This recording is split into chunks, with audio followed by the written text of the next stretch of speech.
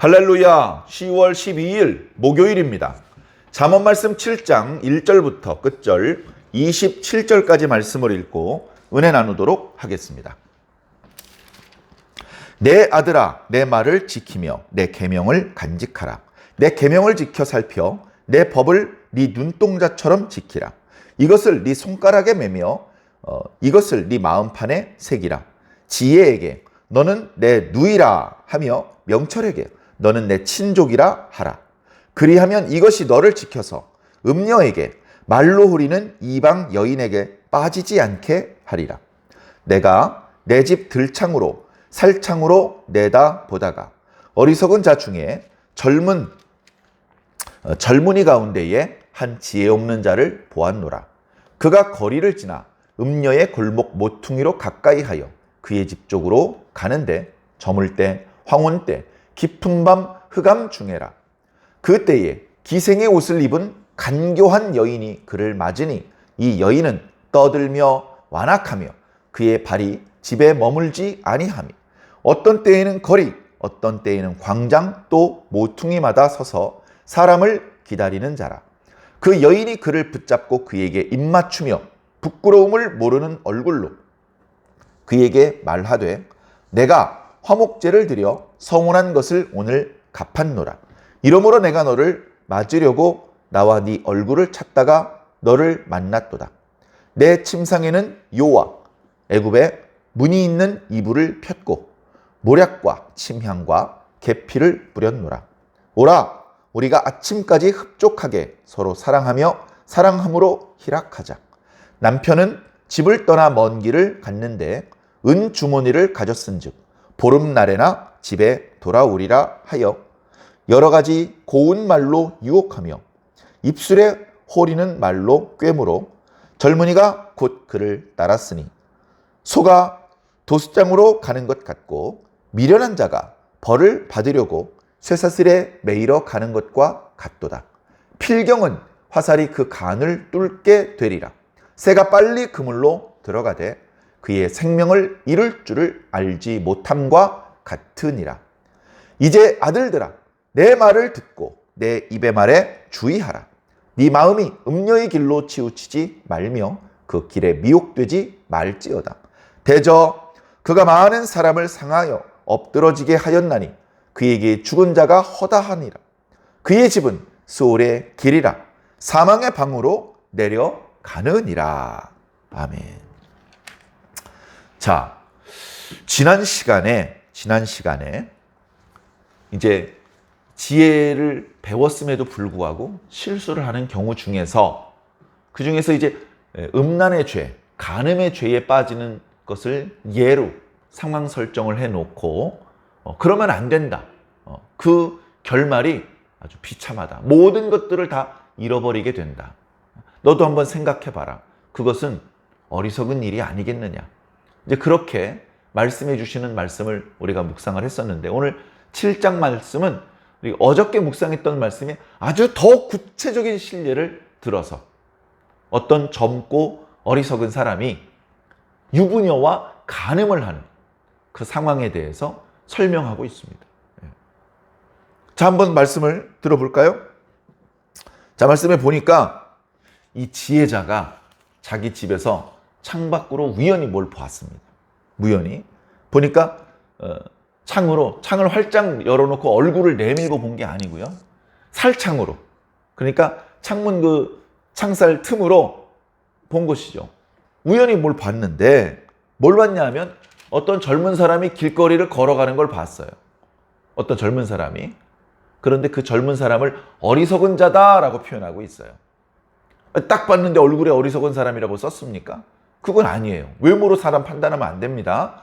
그런데 결과적으로 그의 행동을 보니까 어리석은 짓을 하고 있는 거예요. 그러니까 이제 어리석다라고 처음부터 이야기를 하고 있습니다. 자, 어리석은 사람이 있는데 그 사람이 어디로 가느냐. 길거리에 걸어 다니는 게 뭐가 잘못입니까? 근데 결국 그 사람이 어디를 가느냐 하면 음녀의 골목으로 갑니다. 이 음녀는 아마도 동네 사람들한테 소문이 잦아있을 것입니다. 두 가지 의미에서 유명한 사람이죠. 하나는 매우 아름다운 여인이다. 두 번째는 저 사람한테 많은 남자들이 걸려서 패가망신을 했다. 그렇게 두 가지 의미에서 상당히 유명한 그런 여인이었던 것 같습니다.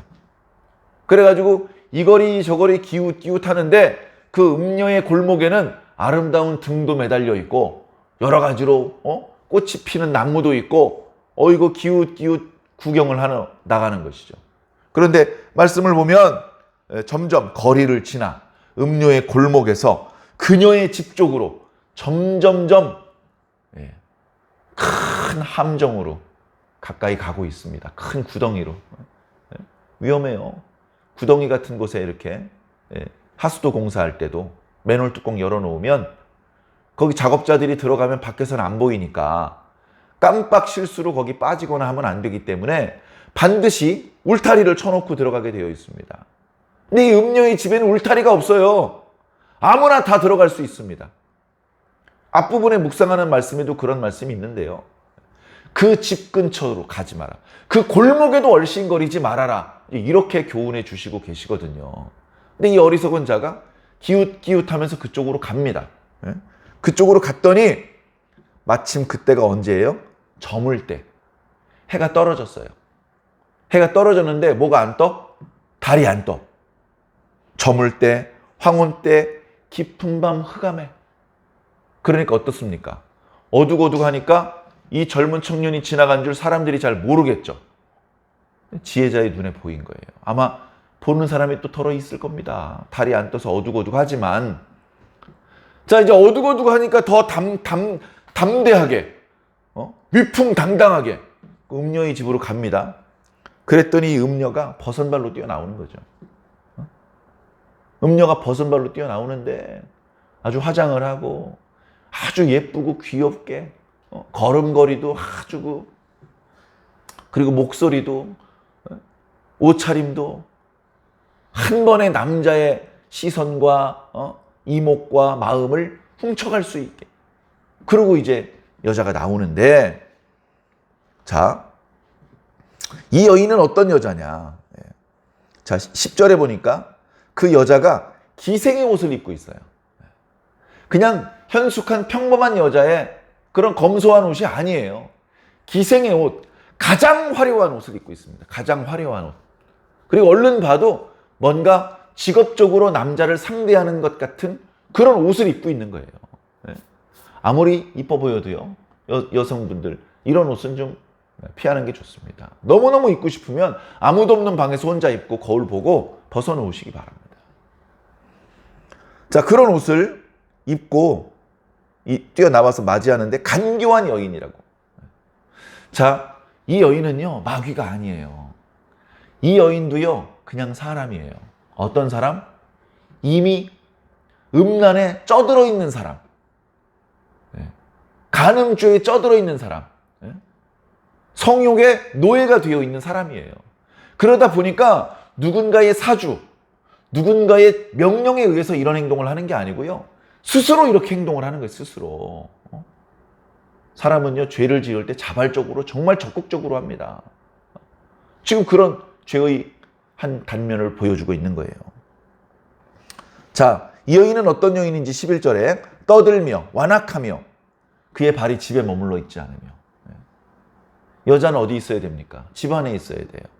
한자에도 편안할 안자가 집 안에 여인이 앉아있는 모습입니다. 여인이 집 안에 앉아서 안방을 지켜야 돼요. 거기서 집안 사람들을 단속하고 집안일을 관장을 해야 됩니다. 집안에 있는 사람들이 잘못하면 야단을 치기도 하고, 잘한 사람이 있으면 포상을 하기도 하고, 자녀를 가르치기도 하고. 자리를 비우면 안 돼요. 자리를 비우면 안 돼요. 이 여자는요, 아예 집에 들어와 있질 않아. 집에 들어와 있지 않고 외박하는 날이 더 많고 거의 밖을 싸돌아다니는 시간이 더 많은 거예요. 자, 그러면서 밖에서 도대체 뭘 하느냐? 12절에 거리에서, 광장에서, 모퉁이에서 사람들을 기다려요. 요즘 많이 없어졌습니다만 율락 여성들이 일하는 그런 곳이 있어요. 많이 없어졌습니다만 없어진다고 진짜 없어진 게 아니고 다른 형태로 더 주택가 깊숙하게 파고들고 있습니다. 그래 이제 그런 곳에 아주 화장을 해가지고 쇼윈도 아래 상품이 있는 게 아니고 여자들이 앉아 있어요. 그리고서 문 열고 나와서 지나가는 남자를 소매를 잡아당깁니다. 오빠 놀다가 오늘 예쁜 애들 많이 들어왔어. 뭐 예를 들어서 그런 말로 호객행위를 하는 건데 지금 이 간교한 여자가 그렇게 하고 있어요. 그렇게 하고 있는데 이 어리석은 젊은이가 지나가다가 그 아름다운 여자를 보고서 우와 이쁘다 그러고 있었고 이 여자는 오늘 또 걸려들었다. 오늘 걸려들었네 한 놈. 그러고 있는 겁니다. 그리고서 달려와서 맞이해요. 원래 몰라요. 서로 이름도 모르고 처음 만났어요. 근데 서로 잘 아는 것처럼 다정하게 이야기를 합니다. 다정하게. 13절에 그 여인이 그 젊은 어리석은 사람들을 붙잡고 입을 맞춥니다. 처음 봤는데. 그러면서 부끄러움을 모르는 얼굴로 말을 합니다. 여러분, 부끄러움을 모르면 사람이 아니에요. 부끄러움이 없는 뻔뻔한 얼굴로 자기 얼굴을 단단하게 만들었다라고 원문의 의미는 그런 의미인데요.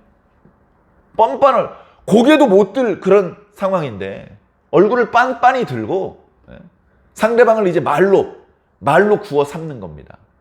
그동안 이방 계집에 꿀이 떨어지는 말, 호리는 말 그런 표현을 드렸는데 도대체 어떤 말이었는지 오늘 일부가 소개되고 있는데요. 14절에 거짓말로 출발합니다. 내가 하나님께 화목제를 드렸어. 그리고 서운한 게 다 끝났어 이제. 하나님께 서운한 게 있는데 그걸 잘 지켰고 그래서 마무리하는 화목제사를 드렸다는 겁니다. 이 화목제사를 드리면 원래는 제사에 드렸던 그 짐승의 고기 중에 일부를 돌려받아서 그것을 자기 친구들과 함께 나누어 먹거든요. 근데 이 여자는 당연히 하나님을 경외하는 사람이 아니죠. 화목제 같은 것을 드리고 하나님께 서원 같은 것을 하는 여자가 아닙니다. 그랬는데도 마치 그런 것을 한 것처럼 거짓말을 하고 있고요. 그래, 화목 제물에서 나온 음식을 같이 나누어 먹자 이런 말이 아니고요. 화목 제물을 즐겁게 잘 끝났으니 그 즐거움을 침대에서 나랑 같이 나누자는 겁니다. 이게 말입니까? 방구입니까? 말도 안 되는 소리를 늘어놓고 있는 거예요. 이게 바로 이방 계집의 호리는 말, 꿀이 떨어지는 말입니다. 뭐라고 말합니까? 그러므로 내가 너를 맞이하려고 나와 네 얼굴을 찾다가 너를 만났다. 아니 우연히 걸려들었으면서 내가 너를 만나려고 여기 나왔나 보다. 그렇게 얘기를 하는 것이죠. 그러면서 뭐라 그럽니까? 안에 들어가면 침상에 비단 금침을 깔아놨다. 비단 금침. 몰약, 침약, 계피를 뿌렸다. 아주 화려하게 장식을 하고 성감을 돋구는 그런 것들을 뿌려놓았고 아주 야릇한 분위기 다 만들어놨으니까 가자. 가서 내일 아침까지 밤새도록 흡족하게 즐기자. 이 사랑이라는 단어를 이런 자리에 안 썼으면 좋겠어요. 사랑이라는 단어가 얼마나 아름답고 고귀한 단어인데 이런 천박한 상황에 씁니까? 밤새도록 즐기자. 그런 얘기를 하는 것이죠. 그러면 이 젊은이가 얼른 뛰어들어가느냐? 그렇지 않습니다. 조금 전까지는 아름다운 여인의 얼굴을 바라보던 이 젊은이가 갑자기 주변을 두리번거립니다. 왜냐하면 이 여자를 따라 들어갔다는 소문이 나면 곤란해지거든요. 곤란해질 수 있어.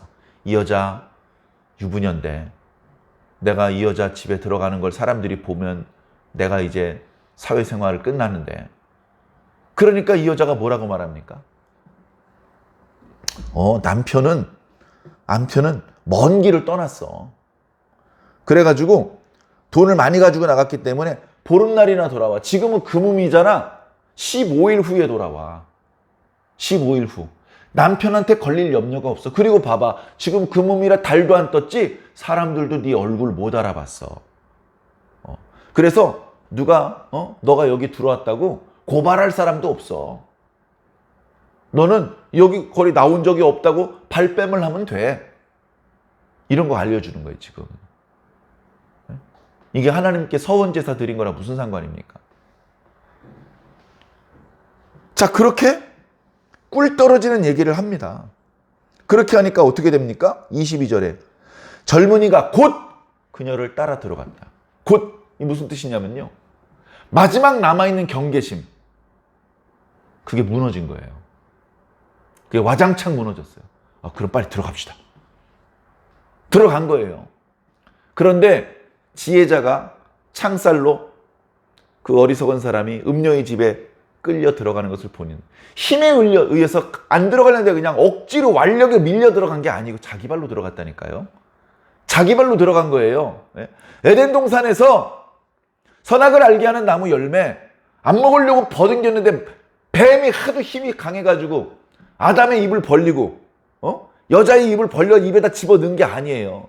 자기 손을 내밀어서 따먹은 거예요. 마귀가 우리를 이렇게 멸망시키는 거예요. 모든 죄가 이런 식으로 우리들에게 접근합니다. 어쩔 수 없이 나를 술집에 가게 만드는 게 아니고 내가 술집으로 간 겁니다. 옆에 있는 친구가 강제로 내 입에 들이부은 게 아니고요, 내 손으로 마신 거예요. 죄가 다 이런 패턴입니다. 지혜가 없으면 그 패턴이 안 보이는 거죠. 자, 결국 그는 도수장에 끌려가는 소와 같다. 가면 어떻게 해야 돼요? 소 죽어요. 소 죽이려고 끌고 가는 거예요. 그걸 알아요. 소도 사실은 영물이라 가지고 자기가 도살장에 끌려가는 걸 알아서 안 가려고 버팅기쳐요.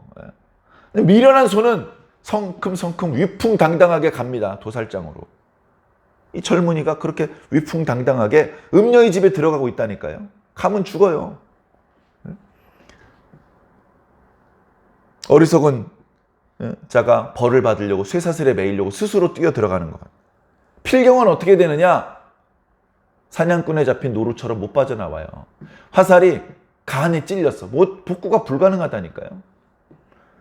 그물에 새가 그물을 향해서 날아 들어가는 거예요. 그물은 못 보고 뭐가 보여요? 그 안에 있는 미끼가 보이니까.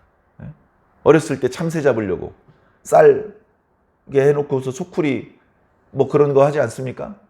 소쿠리에 조그마한 막대가 걸쳐져 있고 그 끝에 실이 달려 있어서 그 실 끝에 그 집 아들이 자신을 눈여겨보고 있는 걸 참새가 알까요? 알면 그 안에 안 들어가죠. 알면 트랩이구나, 트랩. 덫이네, 덫이야. 나 굶어 죽으면 죽었지. 저긴 안 들어가. 들어가면 오늘 나 죽어. 그걸 아는데 들어가겠냐고요. 모르니까 들어가죠. 그 지혜가 없으면 그렇게 어리석고 스스로 함정으로 들어간다니까요. 자, 그러니까 24절, 내 아들들아, 음녀의 길로 치우치지 말고 그 길에 미혹되지 말라. 그 음녀는 많은 사람을 상하여 엎드러지게 했다. 그 음녀에게서 죽은 자가 허다하다. 옛날에 아무개 기생이 이 남자 저 남자 어금니를 빼가지고 어금니 정표로 남겨놓았는데 날 좀 도와주시오. 나를 모르시오. 모르겠는데요? 여기 이빨들 중에 어떤 게 당신의 이빨입니까? 그렇게 말하는 것처럼 수없이 많은 남자들이 거기서 패가망신하고 인생의 종말을 구했다. 마지막 9절, 수월의 길, 사망의 방. 그 음녀의 대문을 열고 들어가는 순간 미끄러운 그 길을 지나서 미끄럼틀을 타듯이 쭉 미끄러져서 지옥의 맨 마지막 방에 들어간다. 맨 밑에 아랫목에 들어간다. 정신을 차려야 되는 거예요. 자, 이렇게 되지 않으려면 어떻게 해야 되느냐? 다시 1절, 내 아들아 내 말을 지키며 내 계명을 간직하라. 내 계명을 지켜서 살아야 되고 네 법을 눈동자처럼. 여러분, 이 눈꺼풀이요, 뭐 조그만한 잡티가 오면 그걸 알아보고 이게 눈에 닿으면 아프겠지? 그런 걸 생각한 다음에 눈꺼풀이 다치는 게 아니에요. 본능적으로 순식간에 갑자기 눈앞에 뭐가 나타나면 눈꺼풀이 덮여요. 왜? 눈동자를 보호하기 때문에 그렇죠. 눈동자를. 눈꺼풀이 눈동자를 그렇게 보호하는 것처럼 너는 네가 들은 지혜의 가르침을 잘 보호해야 된다. 한순간도 놓치면 안 된다. 손가락에 매며 가슴판에. 지난번에 목에 걸고 가슴에 매라고 그러셨죠? 심지어 4절에 지혜에게 너는 내 누이라 라고 말해라. 이 말은 지혜랑 결혼하라는 말입니다. 아내를 부를 때 내 누이여 이렇게 이제 불렀어요. 실질적으로는 친족이 아니었죠. 그런데 이제 가족이 되었기 때문에 내 누이여 그렇게 부르곤 했다고 합니다. 그 지혜랑 결혼해야지 음녀 쳐다보고 꺼풀거리는 눈꺼풀 보고 그 호리는 말에 미끄러지면 다시는 일어날 수 없다. 사랑하는 성도 여러분, 오늘 하루도 주님께서 주신 또 여러 사람들을 통해서 우리에게 깨닫게 해주신 또 성경을 통해서 알려주신 이 지혜의 말씀, 그거 우습게 생각하지 말고 가볍게 생각하지 말고 한순간도 놓지 말고 그 지혜대로만 살아주시기를 예수님 이름으로 간절히 축원합니다. 아멘.